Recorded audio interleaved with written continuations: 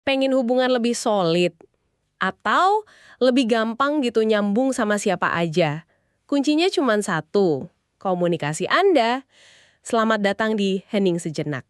Oke, hari ini nih kita mau bedah tuntas beberapa catatan penting soal komunikasi yang efektif. Kita saring ya, intisari paling oke dari sumber ini khusus buat Anda. Misinya, ya cari kunci praktis biar kita semua bisa terhubung lebih baik lagi. Tepat sekali. Dan ini bukan cuma teori loh ya. Catatan ini bener-bener nekenin kalau komunikasi itu ya kayak urat nadi lah buat hubungan sehat. Mau itu sama teman, keluarga, atau ya di lingkungan mana aja. Mari kita coba gali lebih dalam yuk. Oke deh. Jadi poin pertama banget nih yang ditekankan sumber kita, komunikasi efektif itu soal tukeran pikiran. Dan perasaan juga ya. Iya, dan perasaan yang tulus. Sampai rasanya tuh klik gitu, nyambung. Betul, betul. Tujuannya ya jelas, buat bangun dan ngerawat hubungan positif yang saling dukung. Ujung-ujungnya kan bikin kita ngerasa jadi bagian dari sesuatu gitu kan? Dan buat nyampe ke sana, ada beberapa skill kunci nih yang disorot.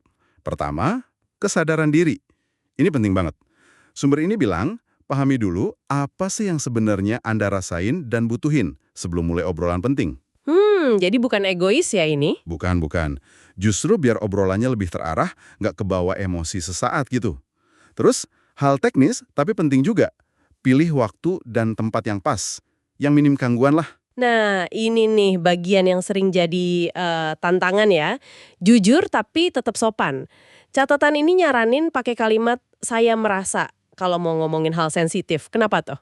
Nah, ya, itu biar fokusnya ke perasaan Anda, jadi nggak langsung kayak nunjuk jari ke orang lain gitu. Kesannya jadi nggak nyerang. Oke. Masuk akal. Terus satu lagi yang fundamental banget, mendengarkan secara aktif. Ini sering dianggap remeh nih. Padahal kata sumber ini tuh bukan cuma diem pas orang lain ngomong. Oh, jadi lebih dari itu ya? Jauh, ini lebih dalam. Mendengarkan aktif itu artinya benar-benar usaha nangkep, perasaan sama maksud di balik omongan lawan bicara. Kalau Anda bingung, ya jangan ragu tanya buat klarifikasi. Dan yang penting juga, tunjukin empati. Maksudnya, Anda coba pahamin sudut pandang sama perasaan mereka, meskipun mungkin Anda nggak setuju sama pendapatnya. Ini bukan soal setuju atau nggak setuju, tapi soal menghargai. Oke. Jadi empati itu kuncinya ya, walau nggak harus setuju. Terus jangan lupain juga soal pesan nonverbal. Sumber ini ngingatin lagi nih, bahasa tubuh kita, gerakan, nada suara, kontak mata. Itu seringkali lebih jujur dari kata-kata kita loh. Iya banget. Jadi, pastiin sinyal nonverbal Anda itu sejalan lah sama apa yang diucapin. Biar pesannya nyampe utuh, nggak bikin bingung. Sip. Terus, komunikasi itu juga butuh dirawat kan? Kayak tanaman gitulah. Sumber nyaranin buat secara terbuka ngomongin gaya komunikasi masing-masing dalam hubungan. Termasuk juga netapin batasan sehat. Batasan sehat, contohnya gimana tuh? Iya, contoh simpelnya berani bilang, maaf, aku butuh waktu sendiri sebentar ya, tanpa ngerasa bersalah. Gitu.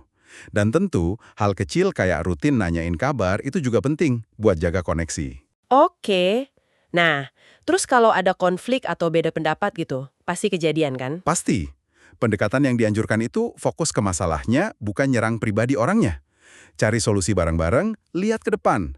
Sumber ini nekenin banget, jangan ungkit-ungkit terus masa lalu, itu jarang banget bantu. Oke, fokus solusi ya, bukan salah-salahan. Intinya, ingat aja, komunikasi itu selalu dua arah.